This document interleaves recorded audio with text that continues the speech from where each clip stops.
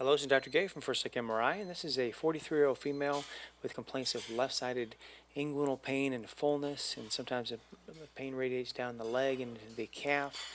She's had the pain for a long time and seen many doctors for the symptoms. She's very frustrated because they can't seem to find anything. She's had CT scans, ultrasounds of the pelvis, DVT studies, and they can never seem to get to the bottom of why she's having these funny intermittent symptoms in her left groin and left leg and medial left thigh. And this is her MRI, just a screening MRI to see if there's anything that could possibly explain that. She does have a retroverted uterus, a little bit of fluid within the uterine cavity here, but if we go to our axial images, we do see that she has some compression of her left iliac vein. So we're going to come up here to the spine, and on one of these high cuts here, we'll be able to see the right common iliac artery there. We're going to follow it up to the aorta. Here's the aorta. IVC, we're going to watch the split into the left, right. So here's the right, there's the left. Now we're going to come back up here and see that left vein, the left common iliac vein is right here.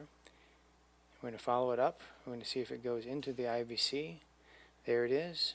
There it is. It looks pretty flat there. And it's normal to have some flattening as it goes over the spine. Follow it up, it looks okay there. There's that artery, there's where it wants to go. And on this cut here, you can see the artery and the spine touch each other here. And there's the vein, we follow one more cut, and there's the IVC. So between here and here, it looks like the vein is significantly compressed between the crossing right common iliac artery and the spine. And this can cause high pressure within the venous system and predispose to DVT studies. So she may be having intermittent DVTs or high pressure and a slow flow within that vein.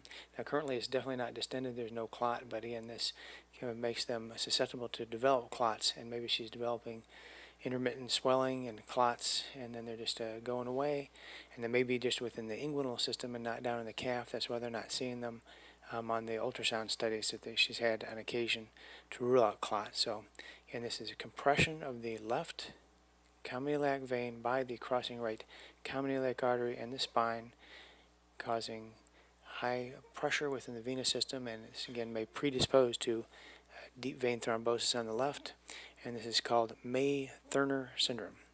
And that's it. Thank you very much.